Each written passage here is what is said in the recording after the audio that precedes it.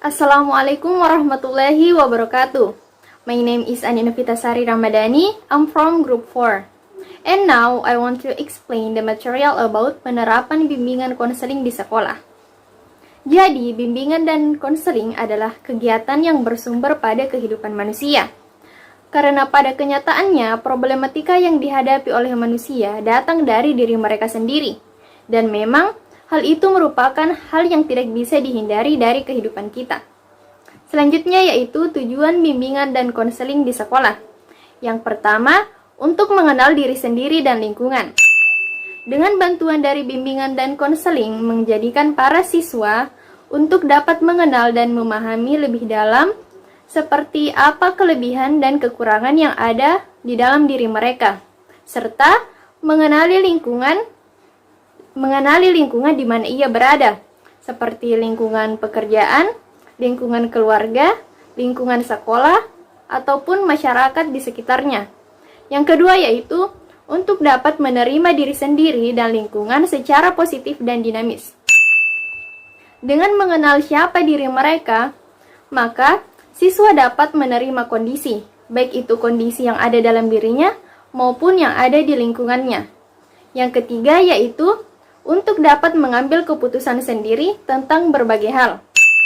Nah, setelah mencapai tujuan sebelumnya, siswa diharapkan dapat mengambil keputusan mengenai apa yang perlu dilakukan, yang disesuaikan dengan keadaan yang ada pada diri mereka. Selanjutnya yaitu untuk dapat mengarahkan diri sendiri. Para siswa diharapkan dengan bakat, minat, dan kemampuan yang mereka miliki, mereka dapat mengarahkan diri mereka sendiri yang tentu didasarkan atas apa yang telah menjadi keputusan mereka. Karena pada dasarnya, tujuan dari bimbingan dan konseling ialah untuk mengarahkan siswa atau kliennya.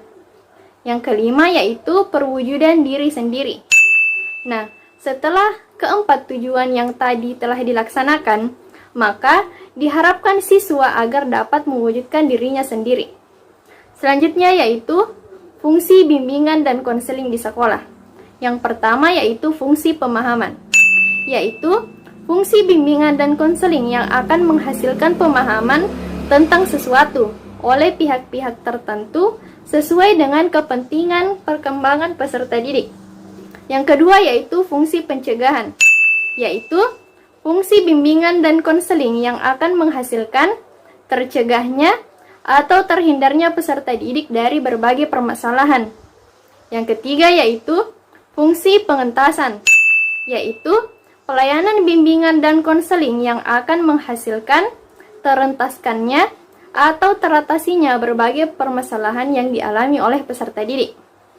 Yang keempat yaitu fungsi pemeliharaan dan pengembangan, yaitu fungsi bimbingan dan konseling yang akan menghasilkan terpeliharanya dan terkembangnya berbagai potensi dan kondisi yang dimiliki oleh peserta didik. Yang terakhir yaitu fungsi advokasi, yaitu fungsi bimbingan dan konseling yang akan menghasilkan teradvokasi atau pembelaan terhadap peserta didik dalam upaya pengembangan seluruh potensi secara optimal. Selanjutnya yaitu persyaratan pokok program bimbingan dan konseling di sekolah. Yang pertama yaitu personil. Untuk tahap permulaan pelaksanaan bimbingan di sekolah, diperlukan dua macam tenaga profesional yang meliputi konselor senior, konselor muda, dan guru konselor. Dan yang kedua yaitu tenaga SMA. Selanjutnya yaitu fasilitas fisik yang meliputi pertama, ruang untuk konseling, berupa ruang konselor, ruang pertemuan, ruang bimbingan kelompok, ruang penyimpanan data, dan lain-lain. Yang kedua yaitu alat perlengkapan yang meliputi kursi, meja, papan tulis, dan lain-lain. Selanjutnya yaitu fasilitas teknik, yaitu alat-alat yang dipergunakan untuk mengumpulkan berbagai data seperti tes, angket, daftar cek, skala penilaian, dan sebagainya. Dan yang terakhir yaitu anggaran dana. Untuk kelancaran dalam pelaksanaan program bimbingan dan konseling di sekolah, tentu perlu dana yang memadai, baik untuk personil, pengadaan, dan pengembangan alat dan sebagainya. Selanjutnya yaitu pelayanan-pelayanan dalam bimbingan dan konseling. Yang pertama yaitu layanan orientasi, yaitu layanan bimbingan dan konseling yang dilakukan untuk memperkenalkan siswa baru atau seseorang terhadap lingkungan yang baru dimasukinya. Yang kedua yaitu layanan informasi, yaitu memberikan pemahaman kepada individu yang berkepentingan tentang berbagai hal yang diperlukan untuk menjalani suatu tugas atau kegiatan, atau untuk melakukan arah suatu tujuan atau rencana yang akan dikehendaki. Yang ketiga yaitu layanan penempatan penyaluran. Layanan ini diberikan kepada siswa atau klien agar memperoleh penempatan dan penyaluran yang tepat. Misalnya, penempatan dan penyaluran di dalam kelas, kelompok belajar, jurusan, dan ekstrakurikuler yang sesuai dengan kondisi dan mengembangkan dirinya sesuai dengan minat dan bakatnya. Selanjutnya yang keempat yaitu layanan konseling perorangan, yaitu layanan yang diberikan secara tatap muka antara konselor dengan klien atau siswa. Dalam hubungan ini, masalah siswa dicermati dan diupayakan pengentasannya, dan sedapat-dapatnya dengan kemampuannya sendiri.